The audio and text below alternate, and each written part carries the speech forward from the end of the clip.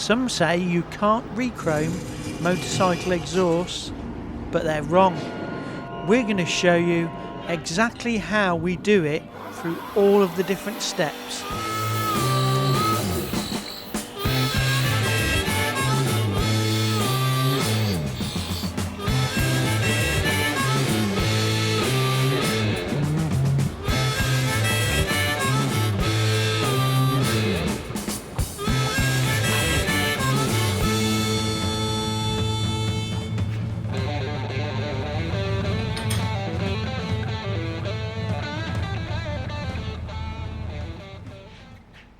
Hi there, today we're going to be rechroming this motorcycle exhaust. It's in a bit of a state. In fact, you can hear how rusty it is if I run my nails over it. As usual, first thing to do is to book it in. We will then take a picture. That gets printed out and it gets put with the job to go round the workshop.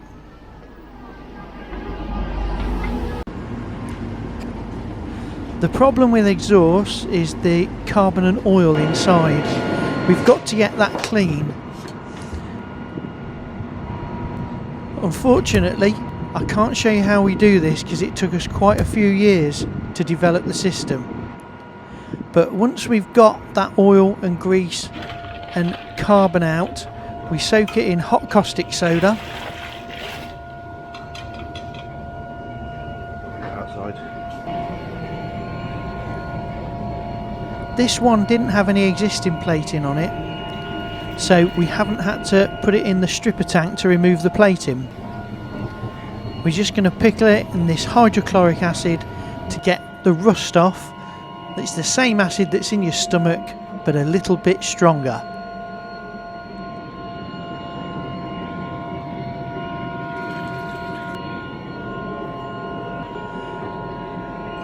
Once that's swilled off, all we've got to do is hang it up to dry.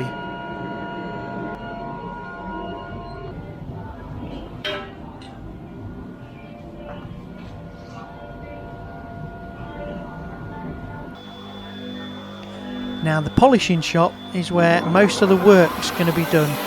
As you can see, we're starting off with a 120 grit belt, and we're going to try and get as many of these corrosion marks out as we possibly can. This is actually a racing exhaust, so it's very thin to start off with, so there's going to be times where we can't get every mark out. There's a lovely bit of slow motion. You can't remove marks without making a few sparks.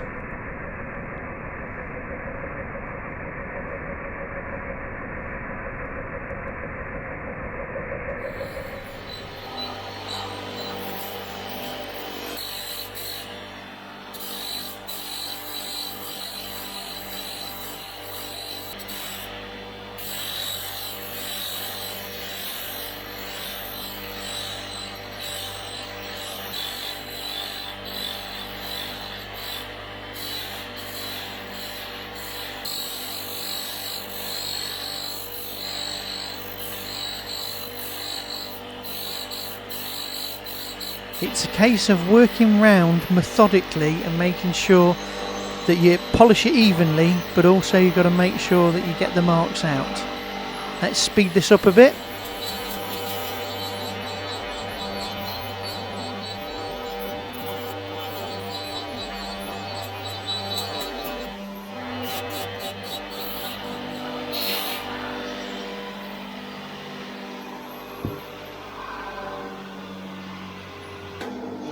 Now we're going to move on to a different type of tool.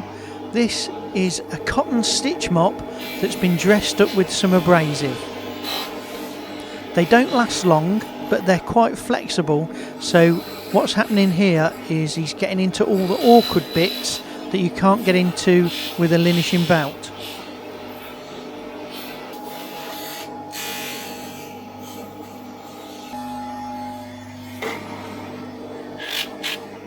And there's another type of tool, a flat wheel, to get into certain areas.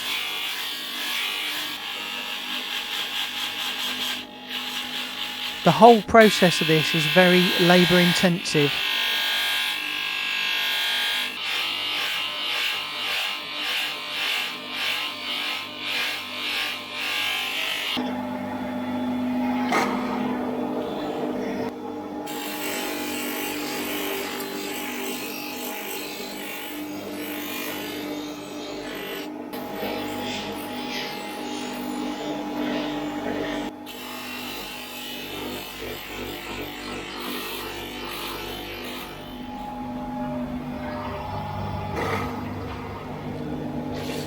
Here we're moving on to a bigger stitch mark that's dressed up with sateen again.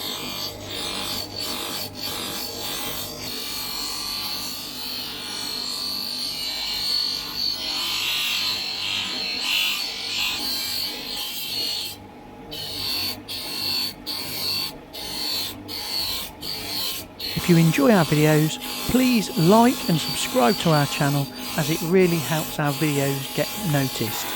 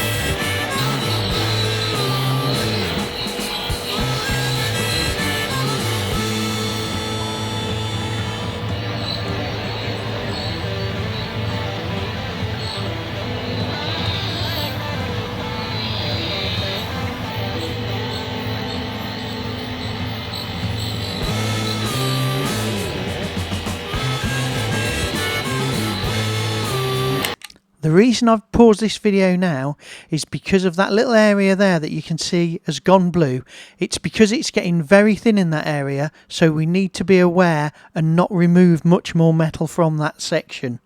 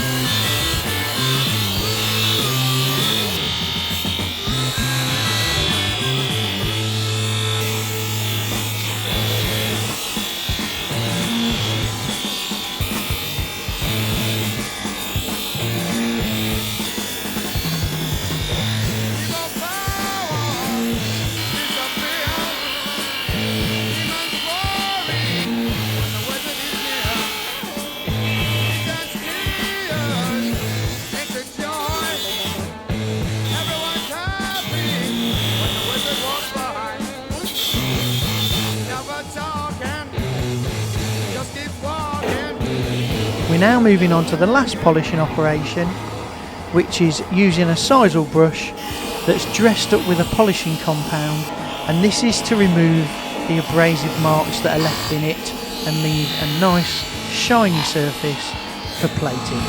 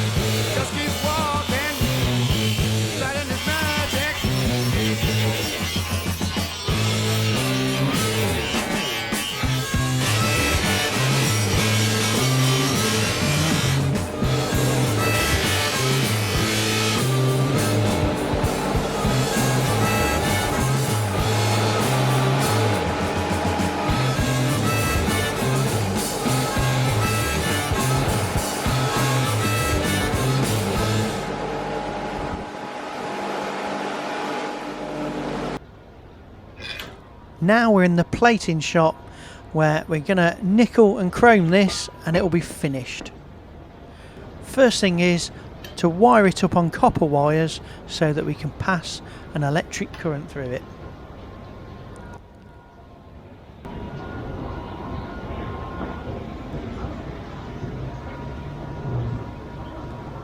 This is now going into a hot soapy cleaner.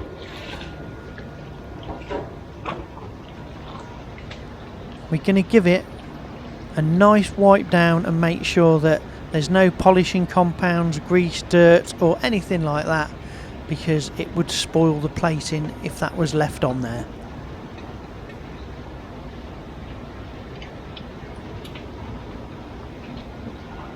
If you enjoy our videos, please give us a like, subscribe to our channel, and if you hit the notification bell, you'll be informed when we upload new videos.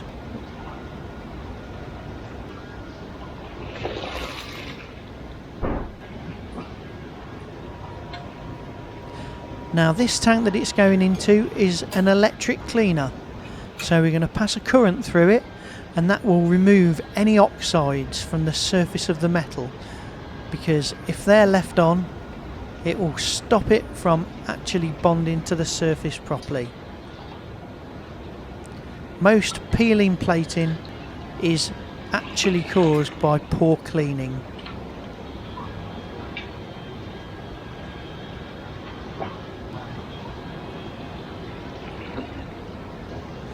This is now going into a dilute acid solution. That's just to remove any cleaning solution that might be left on it.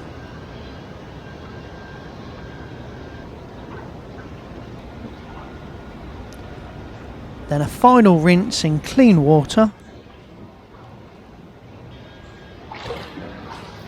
and we're straight into the nickel tank. It's going to be in here for a good hour to put a nice coating on, and it's the nickel layer that provides all the good looks and weather protection. Just need to set the power and leave it cooking away. Now the nickel's on, you can see it looks almost finished, and it is almost finished.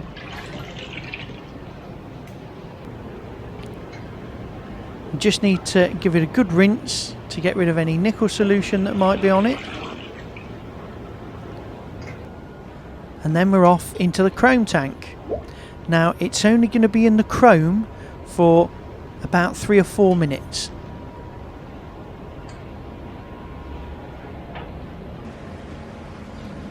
The chrome layer is just there to prevent the nickel from tarnishing. If you didn't have the chrome there, your nickel would go brown and dull and you'd have to polish it every week. So the chrome prevents that, and it also changes the colour to a chrome colour.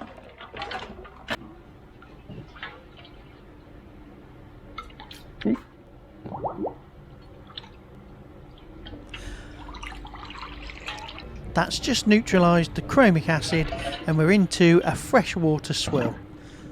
The last thing to do is just to go and put it on the rack for the water to dry off.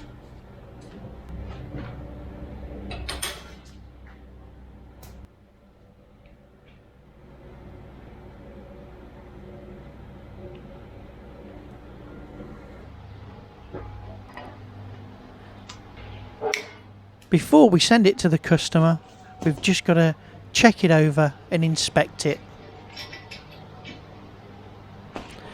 On this particular exhaust here, there are some pitting marks still left in it because we were unable to get them all out without possibly polishing through it. It's such a thin exhaust to start with that there's not a lot of metal for us to work with, but we've done the best we can with the item that we've got.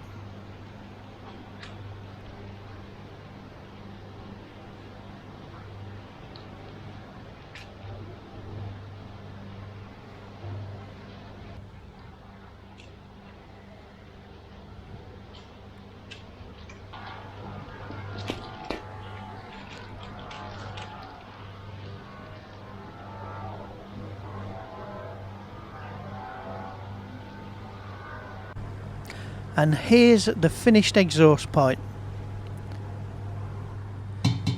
You can hear how thin it is. It's not a very thick one at all.